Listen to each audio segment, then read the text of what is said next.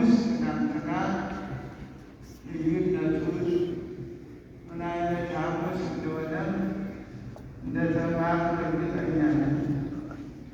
የዛሬው ደግሞ ያው ስቅለት የስቅለት ዓርብ ነው። ከሌሎች ዓርቦች ያው የዛሬው የስቅለት ዓርብ ይባላል። እንግዲህ የስቅለት ዓርብ ስንል ክርስቶስ የተሰቀለበት ማለታችን ነው። ለምን ተሰቀለ? አሁን ሐዋርያው ቅዱስ ጴጥሮስ ስለ ኃጢአታችን በሥጋው መንገድ ተሰቀለ። ለምን? ከኃጢአታችን ነፃ ያወጣል ብሎ የተሰቀለበትን ዓላማ በሥጋው መሆኑን መሰቀሉም ዓላማው እኛን ነፃ ለማውጣት መሆኑን ነግሮናል። ኃጢአታችን ምን ነበረ? ያው ጊዜ እናውቀዋለን። ያው በእንጨት የተጀመረው ኃጢአት ነው። በአዳምና በሔዋን ዕፀ በለሱን በመቁረጥ ያን እንግዲህ ኃጢአቱ መነሻ መጀመሪያ ማለት ነው። ጽድቅ የሆነ ኃጢአት ያው የሚጀመረው የሰው ልጅ ታሪክ ከአዳምና ከሔዋን ነው። መከራውም፣ ደስታውም፣ ስቃዩም፣ ሐዘኑም፣ ጽድቁም ኃጢአቱም ያው ከእነሱ ነው። የፍጥረት መጀመሪያ ስለሆኑ በእንጨት ለምን ተሰቀለ? በእንጨት መሰቀል ዘዳግም 21 ቁጥር 18 መጽሐፍ ቅዱስ ቅድም ነበረ ብሉይ ኪዳን ያላችሁ ያሉት ዘዳግም ምዕራፍ 21 ከቁጥር 18 በማስታወሻ ያሉ። ምክንያቱም በእንጨት ተሰቀለ የሚለው ምንድን ነው? መነሻው ለሚለው ነው።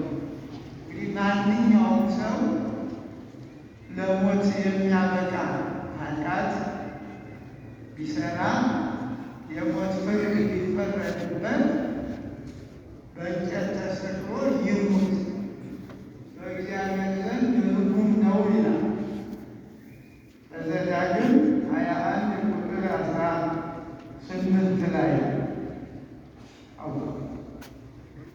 ዘዳግም 21 ቁጥር 18 እንግዲህ በእንጨት መሰቀል ያው ኦሪቱ ርጉም መባል መረገም ነው።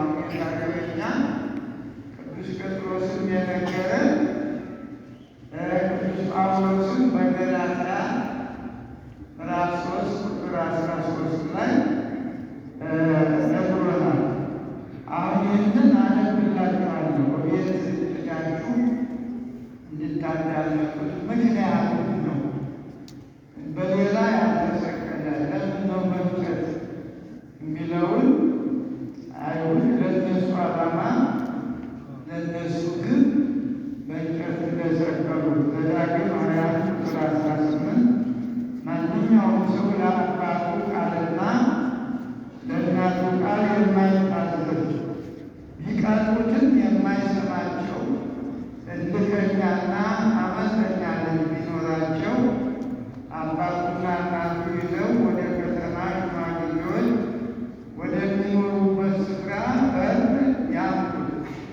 የከተማውንም ሽማግሌዎች ልጃችን እልከኛና አመፀኛ ነው፣ ለቃላችን አይታዘዝም፣ ስስታምና ሰካራም ነው ይበሏቸው። የከተማውን ሰዎች ሁሉ እስኪሞት ድረስ በደንጊያ ይውገሩ። እንዲህም ክፉውን ነገር ከመካከላቸው ታርቃለሁ። እስራኤልም ሁሉ ሰምተው ይፈራሉ። ማንም ሰው ለሞት የሚያበቃውን ኃጢአት ቢሠራ እንዲሞትም የሞት ፍርድ ቢፈረድበት በእንጨት ላይ ብትሰቅለው በእንጨት ላይ የተሰቀለ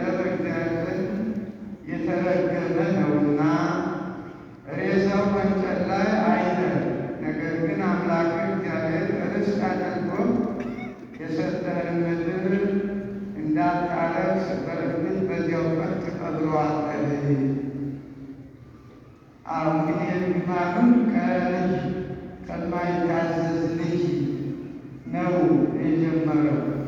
እናት አባቶቹን ምክር ትእዛዝ ባይሰማ እልከኛና አመፀኛ ልጅ ቢኖራቸው አባቱና እናቱ ይዘው ወደ ከተማ ሽማግሌዎች ወደሚኖሩበት እንግዲህ ያው እናትና አባትን አክብር ያው እናውቀው ሕግ ነው።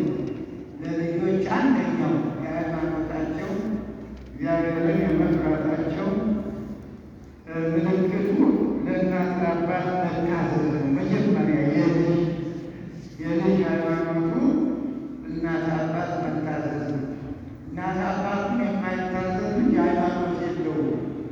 ምክንያቱም እግዚአብሔር ያለውን ትእዛዝ ሰጥቶ እግዚአብሔርን አመልካለሁ ማለት በትእዛዙ የሰይጣን ሃይማኖት ነው የሚሆነው እና ስለዚህ ወላጆችን ከአቅማቸው በላይ ሲሆን መክረው እንዲያው በነበረው ልጅን በሚመከርበት የሚቆነጠር ከሆነ ከዚያው በጊዜው ባለው እንዲህ ካለ ደግሞ ለሌሎች ለሽማግሌዎች ምክር ለሚያውቁት ልጅ ላሳደጉት ለሽማግሌዎች ወስደው ልጃችን አስቸገርን እንዲያለን ብለው ይነግራሉ።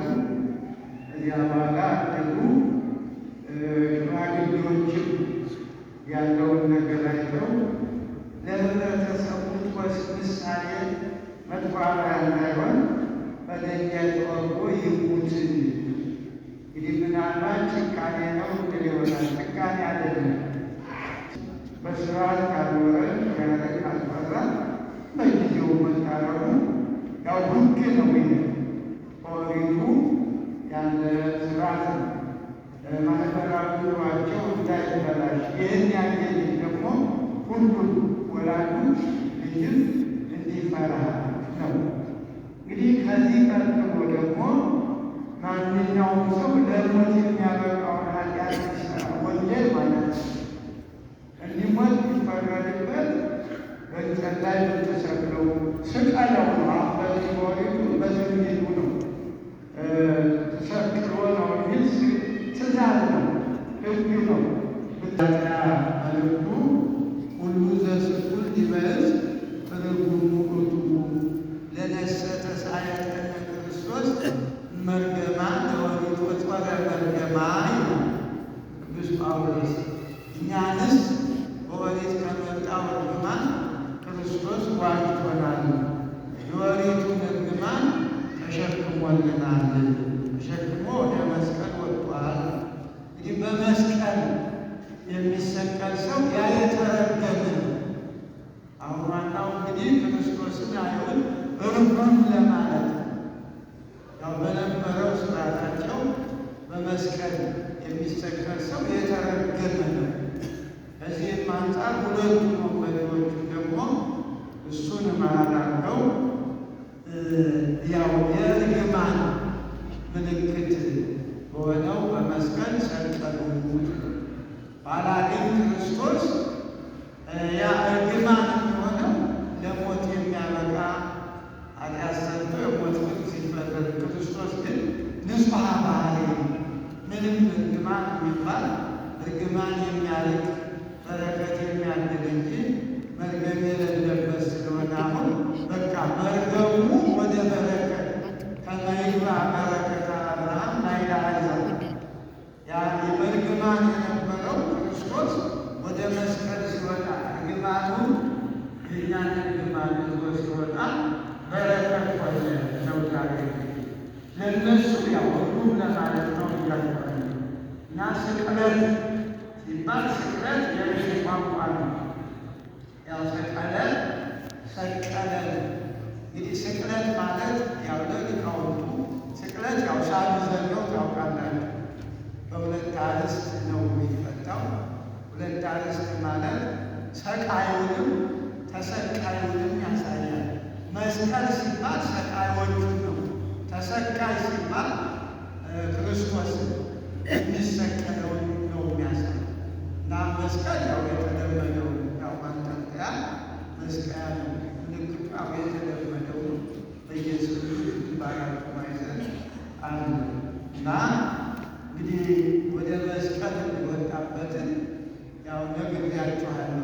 እርግማኑ ከአዳም ከሔዋን ለምን በእንጨት ተሰቀለ ሲባል ያው በእንጨት ምክንያት የመጣውን ኃጢአት እሾህ በእሾህ እሱን ለማስወገድ ነው። እንግዲህ የመጀመሪያው አዳምና ሔዋን ያው ዕፀ በለስ የሚበሉትን ይህን ብሉ ይህን አትብሉ ከዚህ በበላችሁ ቀን ትሞታላችሁ ብሏቸው ነበር። ያው ትእዛዝ ጣሱ፣ ሞቱ። ያው ከእግዚአብሔር ተለዩ፣ ጸጋ እግዚአብሔር ተለያቸው፣ ራቁታቸውን ሆኑ። በዚያም በመራቁታቸው እዚያው ባደሩበት እንጨት ያው ተወጥተው የተገኙ። የሌባ ነገር አስቸጋሪ ነው። ሲሰርቅ ይመቻል፣ ሲያዝ እንደዚያ ነው እና እግዚአብሔር ቸር ነው።